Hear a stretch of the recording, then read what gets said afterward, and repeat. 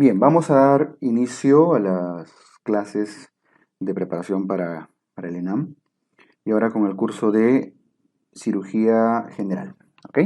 Que es uno de los cursos que más uno de los cursos pilares que más suele preguntarse en el examen, después de pediatría, ginecobstetricia, neonatología. Bien, y nuestro primer tema es apendicitis aguda. Vamos a hablar algunas generalidades de la apendicitis.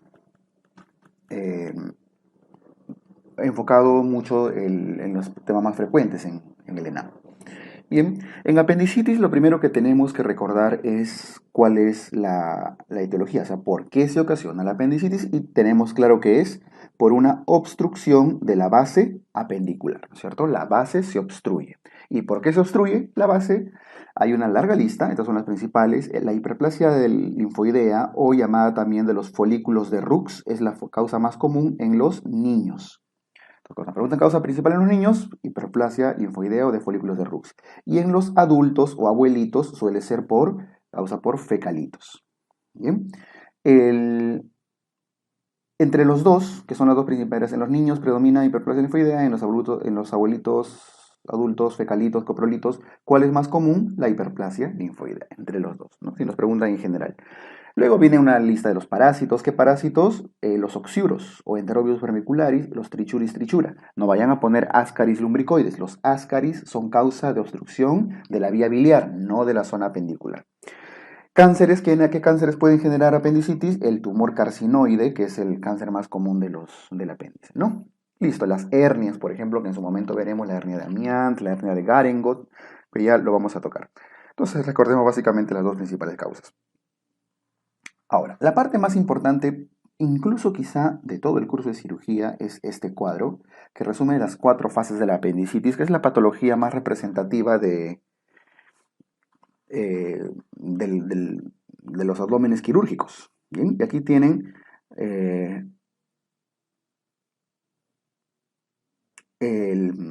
toda la evolución fisiopatológica.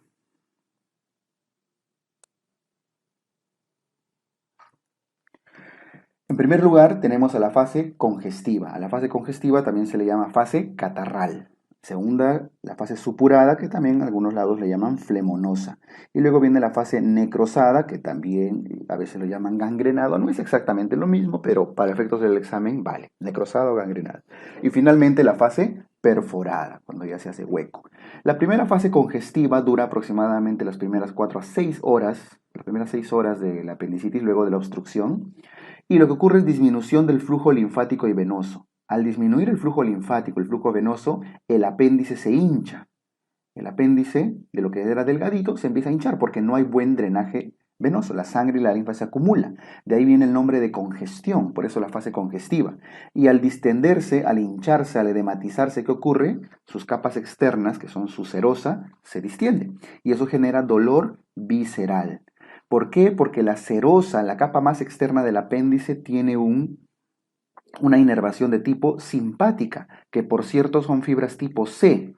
Acuérdense, van a ver en su curso de neurología que las fibras nerviosas son tipo A, B, C, incluso las A pueden ser alfa, beta, gamma, delta, dependiendo de la cantidad de mielina. Bueno, la serosa del apéndice tiene fibras tipo C que tiene poca mielina, por eso es poco específico para la transmisión del dolor. Y eso genera un dolor inespecífico, visceral, un dolor en el mesogastrio, que el paciente ni siquiera sabe si le duele o no, de verdad. Por eso, y eso es lo característico de las primeras horas. Ese mismo el estímulo simpático genera náuseas, ¿no?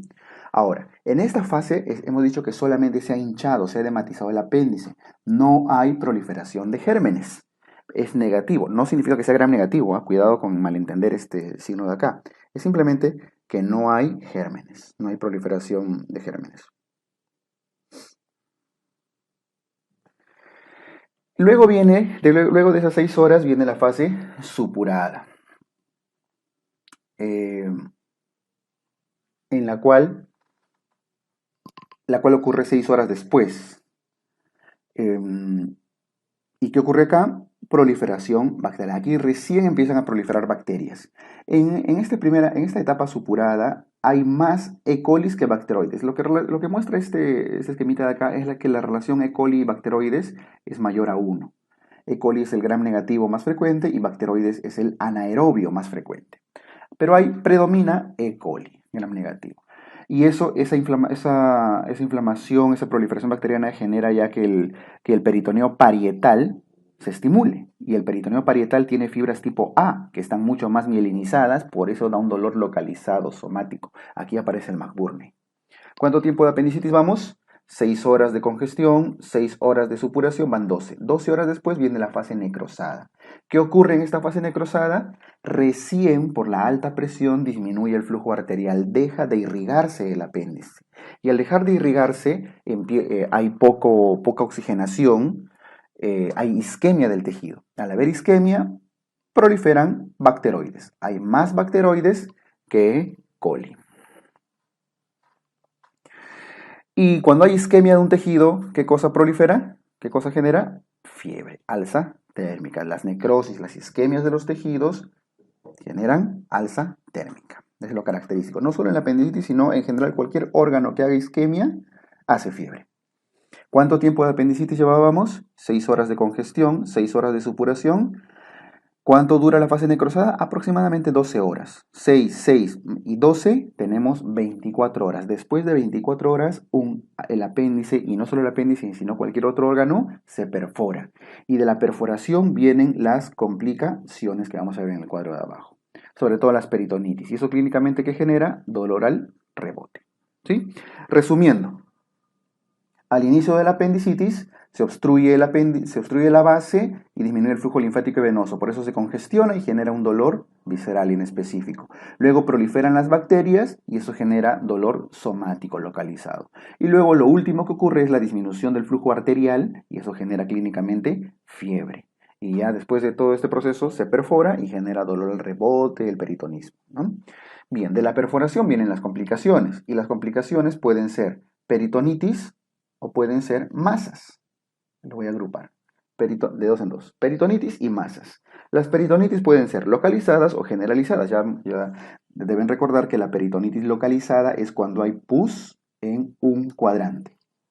Y peritonitis generalizada cuando hay pus en 2 o más cuadrantes. Basta que haya en 2 cuadrantes abdominales pus, ya es generalizado. Se le llama también difuso. ¿Ok? Bien. Y las masas pueden ser masas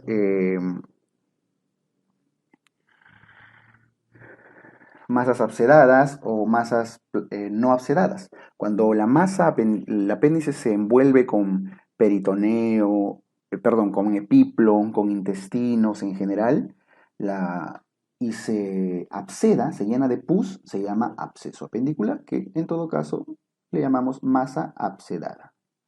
Y el plastrón apendicular es cuando esta masa no se llena de pus. Le llamamos también a veces masa no absedada. ¿Ok? Con pus absceso y sin pus plastrón. En ambos casos, el absceso y el plastrón ocurren cuando hay a partir del 4º día de evolución clínica, con mayor o igual a 4 días de evolución. O sea, no podríamos hablar, o al menos es menos frecuente hablar de un plastrón si solo se tiene 24 horas de evolución o 48 horas. Es raro, muy raro que se forme una masa. Entonces, siempre los casos clínicos les van a venir bien orientados a esto, ¿no? Varios días de evolución, quizás esté plastronando, como se le suele conocer. Entre los dos, ¿cuál es más común? Por una cuestión de frecuencia, predominan un poquito más los plastrones. Son las masas palpables. La pileflebitis es una complicación muy severa, una de las más graves de la apendicitis. Y ha venido en exámenes, se le conoce también como tromboflebitis portal.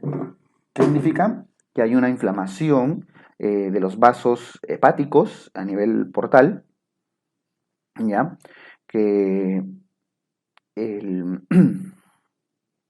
ocurren por diseminación por vía porta, ¿no? El apéndice genera drenaje venoso por la vena porta hacia el hígado y por ahí envía sus trombocépticos. Esto es muy severo, es una de las complicaciones más severas y más graves. Genera abscesos hepáticos muy severos. Listo. Vamos con el diagnóstico de la apendicitis. Viene bastante, como ven ahí el resaltadito. El examen físico es lo más importante. A cualquier edad siempre predomina el examen físico. Y en el caso de los casos típicos, se describe la cronología o secuencia de Murphy. no de McBurney, mucho cuidado. Es la secuencia de Murphy, que son estos tres. 1, 2, 3. Cronología o secuencia de Murphy. ¿Y en qué consiste? Primero duele, obviamente estamos hablando que el dolor es primero en mesogastrio, luego migra hacia la zona de la fosa ilíaca, lo típico. Puede generar náuseas y puede generar vómitos. Y además puede haber, luego vienen náuseas, vómitos y luego la fiebre, en ese orden. Significa que típicamente un apéndice no empieza por fiebre, porque arriba en el caso, en la evolución fisiopatológica hemos visto que la fiebre aparece 12 horas después, ¿no es cierto? Cuando el apéndice se está necrosando. Es difícil encontrar un caso de 3 horas de apendicitis que empiece con fiebre. Es raro, ¿no? La fiebre es lo último que aparece cuando hace necrosis el órgano. Listo, pero esta cronología de Murphy aparece solamente en el 50% de los casos de apendicitis. ¿Ya? Arriba dice anorexia, que no forma parte de la cronología, de hecho está con número 0, pero se le describe como el signo, o en todo caso el síntoma más precoz, el que aparece antes que todos, pero es altamente inespecífico. A la vez que es el más precoz, es el más inespecífico de todos. Bien, listo. Esto con el diagnóstico. Eh, Ahora, en el examen físico tenemos que buscar primero los puntos dolorosos. Vemos el punto de McBurney. ¿Cuál es McBurney? McBurney corresponde al punto rojito. Está, lo señalo acá con la flechita, el punto rojito, este de acá, se encuentra en el punto que une el tercio medio con el tercio externo o tercio lateral. Tercio medio con tercio lateral. Ese es el punto de McBurney, el punto más conocido, ¿no? Tercio medio, tercio lateral de la línea que une el ombligo con la espina ilíaca antero superior. ¿Y qué cosa describe el punto de McBurney? El punto de McBurney describe localizaciones parasecales, delante, detrás o a los costados del ciego. El punto azul es el famoso punto de Lanz. Está también en el punto que une el tercio medio con el tercio derecho, entre el tercio medio y el tercio derecho de la línea que une las dos espinas ilíacas anterosuperiores, izquierda y derecha, ¿no es cierto? Ahí está, el punto de Lanz. ¿Y que identifica? Localizaciones pélvicas. No parasecales como McBurney, sino muy inferiores. Perdón, pélvicas. Localizaciones muy inferiores. El punto verde es el punto del Lesene. Son apéndices que están localizados en la zona retrocecal. Este punto doloroso está por encima de McBurney y un poquito tirado para atrás, ¿no? Como queriendo irse hacia la espalda. Por eso es retrocecal, muy típico de los gorditos, a pacientes obesos. Apéndices de localización retrocecal.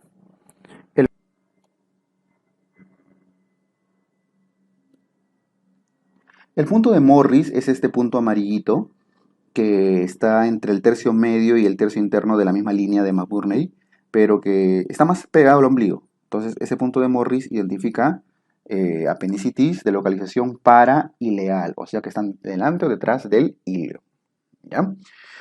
Bien, esos son los puntos dolorosos. De hecho, lo más común, lo más frecuente es el punto de McBurney. Ahora vamos con los signos. El signo de Bloomberg es un signo, el signo característico, el signo del rebote, que traduce peritonismo, presionan y sueltan.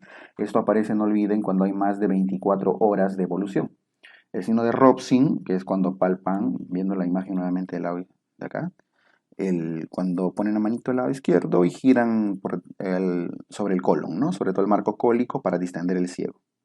Para efectos prácticos, presionan el lado izquierdo y duele el derecho, pero ya sabemos que es con una técnica apropiada, ¿cierto?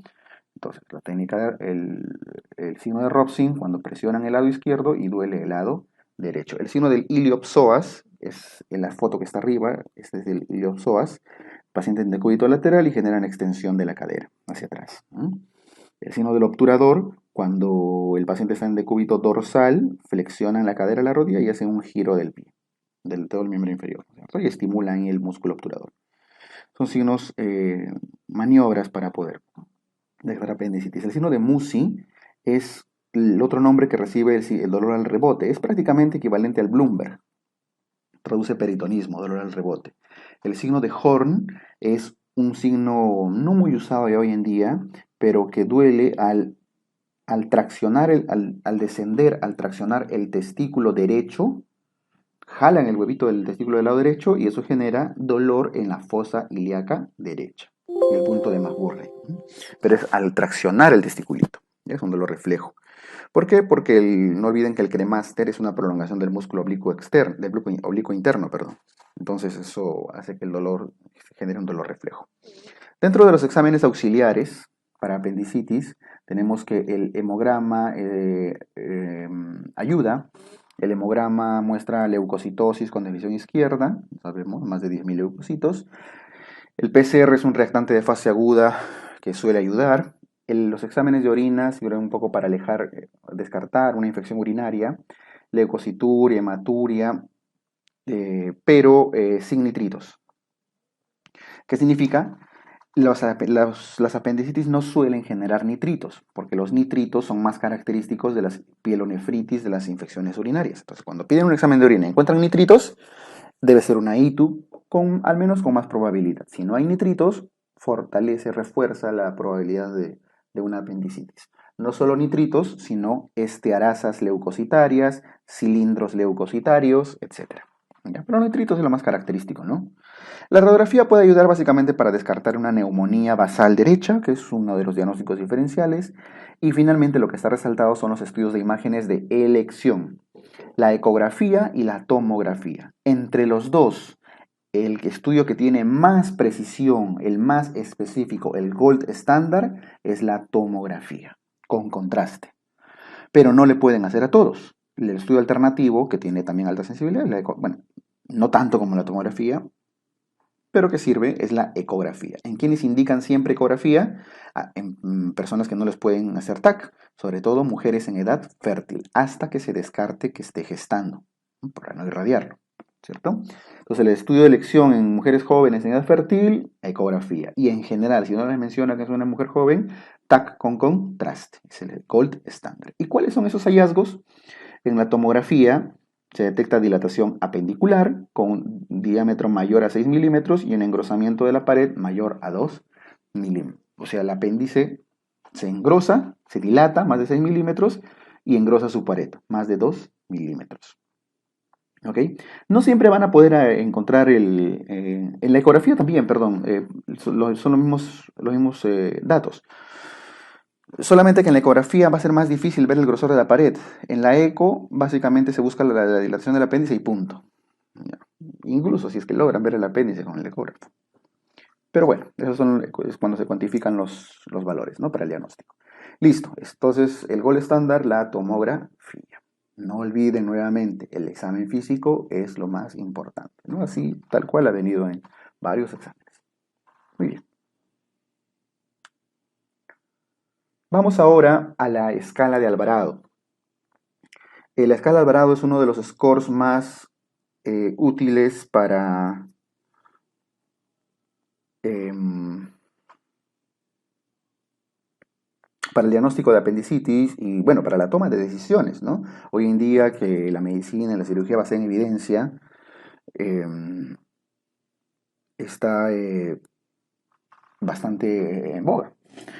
Entonces, los criterios de Alvarado, o la escala de Mantrels, que es un equivalente, tiene 10 criterios en su forma clásica. Van a encontrar en muchas revisiones, incluso up-to-date, hoy en día usa un score modificado con 9 puntos, pero para efectos del examen, nuevamente, vamos a usar la forma clásica. Ya luego vamos a comentar el tema modificado. Pero el Alvarado original tiene 10 puntos en sus criterios. ¿Quiénes tienen un punto? La migración del dolor, ¿no? Que les diga su caso clínico que primero estuvo en mesogastrio, luego fue a fosa ilíaca. La pérdida de apetito, hiporexia, anorexia, un puntito. Náuseas o vómitos, no le van a dar un punto cada uno, ¿eh? Náuseas o vómitos, cualquiera de los dos o los dos juntos, un puntito. El dolor en la fosa, en el cuadrante inferior derecho, miren que no dice fosa ilíaca, perdón, no dice fosa ilíaca, puede ser el punto de dolor en el punto de McBurney, dolor en el punto de Morris, dolor en la escena, en cualquier lugar del cuadrante inferior derecho, 2 puntazos. De hecho, el más conocido es McBurney, pero puede ser cualquiera del resto. Dolor al rebote, que es el signo de Bloomberg o de Musi, un puntito. Alza térmica por encima de 37,5, un puntito. La leucocitosis da 2 puntazos. Más de 10.000 leucocitos, 2 puntos. Y la desviación izquierda da un puntito, ¿no? Ahora, y todo suma 10. Hace un rato decíamos que hay scores modificados de Alvarado que solo tienen 9 puntos. Los scores modificados de Alvarado de 9 puntos es porque ya no consideran a la desviación izquierda como un criterio, ¿ya? La desviación izquierda a veces no lo consideran y eso es lo que el score modificado de Alvarado vale como 9 puntos. Pero aquí consideremos los 10. ¿Cómo se interpreta? Si Alvarado les sale entre 1 a 3, o sea, un Alvarado chiquito, no es una apendicitis. Hay que buscar otras causas del dolor, ¿ya? O sea, prácticamente se descarta apendicitis, se aleja la posibilidad de apendicitis. Ojo que no dice que no sea abdomen agudo quirúrgico. Puede que sea una diverticulitis, un problema incluso anexial, ginecológico y que se tenga que operar. Puede ser, pero apendicitis al menos está alejado. Si es que Alvarado sale de 7 en adelante, 7, 8, 9, 10, la conducta es quirúrgica, es decir, apendicectomía. Entonces, entre 1 y 3, buscar otras causas. De 7 en adelante, sacar el apéndice por su alta probabilidad de apendicitis. El tema está si es que hay duda de diagnóstico, o sea, si Alvarado le sale entre 4 y 6, que es una de las formas más comunes que suele venir esta pregunta. Si Alvarado le sale indeterminado en valores intermedios, duda diagnóstica, la conducta es tomografía. Tienen que confirmar el diagnóstico y lo mejor es una TAC. Si no pueden hacer tomografía, la otra opción es una ecografía. Digamos que sea una mujer joven, una gestante probablemente, una ecografía. Si no tienen tomografía, si no le pueden hacer TAC, no le pueden hacer eco, ¿cuál es su otra opción? Si no pueden hacer TAC, no pueden hacer eco, tampoco es que lo van a operar porque tienen duda diagnóstica. Si no hay posibilidad de hacer estudios de imágenes o en todo caso le han hecho y esto no ha sido, sus resultados no son contundentes, entonces, ¿qué hay que hacer? Hay que esperar. Hay que realizar observación por 12 horas. Que lo vea la siguiente guardia, ¿no? Lo dejan 12 horas en observación y 12 horas después se le vuelve a recalcular su Alvarado. Cuando lo dejan 12 horas en observación, viene el siguiente turno y lo revalúa. ¿Con cuánto Alvarado lo opera? Con mayor o igual a 4 ya tiene conducta quirúrgica. O sea, al ingreso tenía que tener 7 para operar. Pero si lo dejaron en observación 2 horas después, basta con un Alvarado de 4 para decidir cirugía. Por supuesto que si le sale 1, 2, 3 nuevamente, se aleja la posibilidad de apendicitis. Listo. Esto ya sería mucho más rebuscado que les pregunten, ¿no? Lo usual es decir, Alvarado chiquito, otras causas, Alvarado grande se opera y Alvarado intermedio, tomografía. ¿Cuáles son los diagnósticos diferenciales de la apendicitis? El diagnóstico diferencial más común, el más frecuente de todos, es la adenitis mesentérica. Su propio nombre lo dice, una inflamación itis de los adenos, de los ganglios. No es un problema apendicular, es un problema ganglionar en el mesenterio. Por eso es adenitis. ¿Y cuándo se inflaman ganglios? Usualmente cuando hay problemas, infecciones virales, usualmente por virus. Pueden ser adenovirus, pueden ser rotavirus, etc. Y usualmente los virus afectan con más frecuencia a los niños, ¿no? Por eso es un diagnóstico diferencial un poco más frecuente en niños, pero en general es el más común de todos. La diverticulitis de Meckel es un diagnóstico diferencial. Ah, perdón, antes de pasar a diverticulitis, sorry. Un tema con la adenitis mesentérica. La evolución es muy similar a la de la apendicitis, pero hay algo en particular de la adenitis. Si es una infección viral, no suele hacer desviación izquierda. Los virus, ¿qué cosa generan? Linfocitosis con más frecuencia. Suele, más que leucocitosis con desviación, bueno, más que desviación izquierda, es el predominio de linfocitos. Y casi siempre les dicen que el paciente ha tenido un catarro previo, un resfrío, algo que incluso hasta una diarrea, algo que les muestre que ha sido con más probabilidad un problema viral. ¿Ya? La diverticulitis de Meckel, que está en la segunda línea, ese sí es igualito a la apendicitis aguda, igual a la apendicitis aguda. Les puede salir un Alvarado de 7, 8, 9 o hasta 10, porque tiene la misma evolución. También se obstruye el divertículo de Meckel. No olviden que el divertículo de Meckel, lo vamos a ver en cirugía pediátrica, es un remanente del conducto ónfalo-mesentérico que se obstruye también en su base, ¿no? El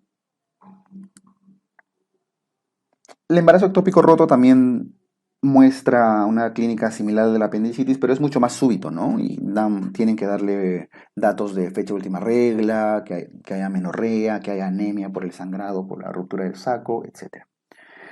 Y luego una larga lista de diagnósticos diferenciales: la torsión testicular, la litiasis, la neumonía, la intussuscepción, torsión de aumento, la gastroenteritis, las endometritis, todo problema anexial, etc. La lista es infinita prácticamente. De ellos, los dos primeros son los más importantes y de hecho la adenitis mesentérica es el más frecuente, ya más aún en niños. Listo. Vamos al tratamiento. El tratamiento, más allá de lo que hayan leído sobre la antibiótico terapia, muchos artículos actualmente, ya metaanálisis incluso, dicen y muestran que la apendicitis se puede tratar solo con antibióticos. Sí, es posible.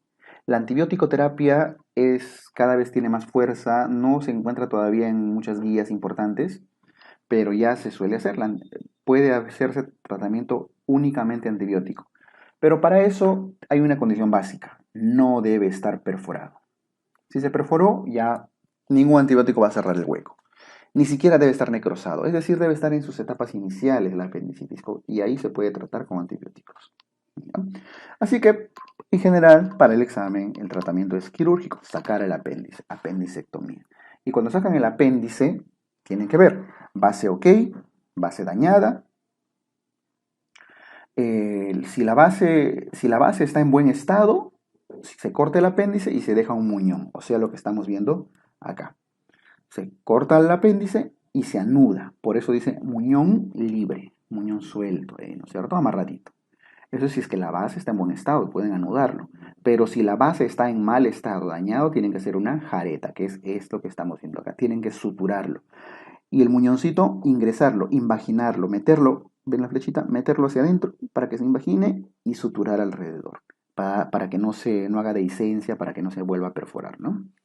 Entonces, base en buen estado, muñón libre. Base en mal estado, base dañada, jareta invaginante. Eso es el tratamiento del apéndice. Ahora, si es que hay peritonitis, hay que ver, si es que hay peritonitis, hay que hacer apendicectomía, hay que sacar el apéndice. Y luego de sacar el apéndice, hay que eh, drenar. Hay que drenar o lavar la cavidad según sea localizado o generalizado. Tenemos dos situaciones.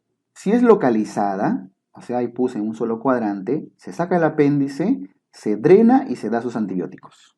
Apendicectomía más drenaje más antibiótico terapia. Se deja un dren. No se lava la cavidad, porque si le echan agua para lavar, ¿qué pasa? Se disemina la pus y lo vuelven generalizado, ¿no es cierto? Apendicectomía, se deja un dren y se dan antibióticos. ¿Por cuánto tiempo los antibióticos? Aproximadamente por 5 a 7 días en promedio. Antibióticos, no olviden, para gram negativos y para anaerobios. Para E. coli, bacteroides, para todos. De amplio espectro, ¿no? Y si es una apendicitis generalizada, una peritonitis generalizada, hay que lavar la cavidad, y hay que hacer un cierre diferido. ¿A qué se refiere esto? Si es generalizado, se saca el apéndice, se lava la cavidad con el suficiente cloruro para lavar toda la pus y se da sus antibióticos. El tema es que las peritonitis generalizadas, sobre todo, las heridas suelen ser sucias, ¿no? Las heridas de la cirugía, y no se suelen cerrar en ese momento, se suele cerrar días después. Eso se llama cierre por tercera intención, que lo vamos a ver más adelante. Y ahorita vamos a hablar del cierre. Pero en general, peritonitis localizada, apendicectomía más drenaje más antibiótico. Y peritonitis generalizada, apendicectomía más lavado de cavidad más antibiótico terapia. Y su cierre diferido. Ojo, esto es el manejo de la apendicitis, pero con cirugía abierta, porque esto ya, como ahora casi todo es laparoscópico, ya no se hacen cierres diferidos, pero deben tener todavía el concepto porque se los pueden preguntar. Si le dicen qué hacen con la herida después de una peritonitis generalizada, tienen que decir cierre diferido por tercera intención. No se van a poner a pelear ese rato que es, no, que con la laparoscopía ya no se hace eso, porque no les están preguntando por una laparoscopía. Si no les especifica que es una laparoscopía, deben asumir que se trata de cirugía abierta, clásica. Entonces el concepto es que las peritonitis se cierra la pared después, días después, ¿ya? Porque lo más probable es que se infecte. Listo, tengan claro esto, ¿ah? Ahora, ¿qué se hace si se trata de una masa? En el caso de los abscesos y plastrones, que ya hemos dicho que aparecen después de 4 días de evolución. ¿no? Los abscesos tienen que drenarse. ¿Cuál es la mejor forma de drenar? El drenaje percutáneo. El drenaje percutáneo o quirúrgico, o sea, punzar el plastrón, punzar el absceso, perdón. Y si es que es plastrón, hay que hacer solamente antibiótico terapia. En caso de abscesos y plastrones, no se saca el apéndice, al menos no de emergencia. Se drena si es absceso y se da antibiótico si es plastrón. En ambos casos, la apendicectomía es diferida. Usualmente se opera a partir de las 6 semanas, a las 6 semanas de haberse resuelto el cuadro, de haber pasado la fase aguda. Se saca el apéndice de forma programada, no de emergencia. ¿Ya? Entonces, ¿cuál es el tratamiento de elección de los abscesos? El drenaje. Y de los plastrones, antibiótico terapia. Muy bien. Listo. Ahora, sobre las incisiones, si bien ya no son cirugías muy comunes, porque la laparoscopía lo ha superado, vemos que las incisiones clásicas son estas de acá, la de McBurney y Rocky Davis. McBurney es la incisión oblicua, esta azulita, que sigue la dirección de las fibras del oblicuo mayor en esa dirección. Y Rocky Davis es la incisión negrita, la transversa, que sigue la dirección de las fibras del músculo transverso del abdomen. McBurney oblicuo, Rocky Davis transverso. Ahora, en ambos casos, tanto McBurney y Rocky Davis están bien localizados a la fosa ilíaca. Así que esto se hace cuando la apendicitis es no complicada, cuando no hay peritonitis importante. Pero cuando la apendicitis es generalizada, cuando hay peritonitis, disculpen, la incisión es acá, debajo del ombligo, una mediana infraumbilical. ¿Por qué? Porque como hay peritonitis necesitan amplio espacio para poder lavar la cavidad, para poder hacer limpieza, drenar, etc. Entonces, peritonitis para apendicitis no complicadas se prefieren las incisiones de McBurney y Rocky Davis, pero para apendicitis complicadas se prefieren las incisiones medianas. Nuevamente, esto es de cirugía clásica, de cirugía abierta, porque hoy en día lo que se hace más es la laparoscopía, las famosas Appendilabs. Ahora, esta es la laparoscopía clásica, ¿no? Que se hace con 3 puertos, con una en el ombligo, uno en la zona suprapúbica, este de acá, y un trocar en la fosa ilíaca derecha. Nuevamente, esto también ha evolucionado, algunos lo hacen ya sea con trócares muy delgaditos, de 3 milímetros, de 5 milímetros, o en todo caso monopuerto, etc. Hay muchas formas, pero digamos que esta es la forma clásica, la que más se difundió, ¿no? La de 3 puertos. Más allá de esto, la laparoscopía es finalmente el tratamiento de elección, haya o no haya la peritonitis, genera menor dolor, un menor dolor postoperatorio. No solo menor dolor, sino también tiene otras ventajas como menos complicaciones en general, menos infecciones de herida, menos eventraciones, menos dehiscencias, etcétera, etcétera, etcétera. Ahora, la principal contraindicación para hacer una laparoscopía son las coagulopatías, paciente que esté con trastorno de coagulación. ¿Ya? No, no suele tener contraindicaciones importantes. Antes se contraindicaba cuando había hernias gigantes, cuando había obesidad, etc. Pero hoy en día, que ya es un procedimiento mucho más difundido, casi no se contraindica, salvo que el paciente tenga trastorno de coagulación, plaquetopenia, etc. En casos complicados, no olviden que las apendicitis, cuando están muy complicadas, generan infecciones de herida operatoria, mayores infección de sitio operatorio, ¿ya? O sea, infecciones del tejido subcutáneo, de abscesos residuales, etc. Listo. Esto con la apendicitis.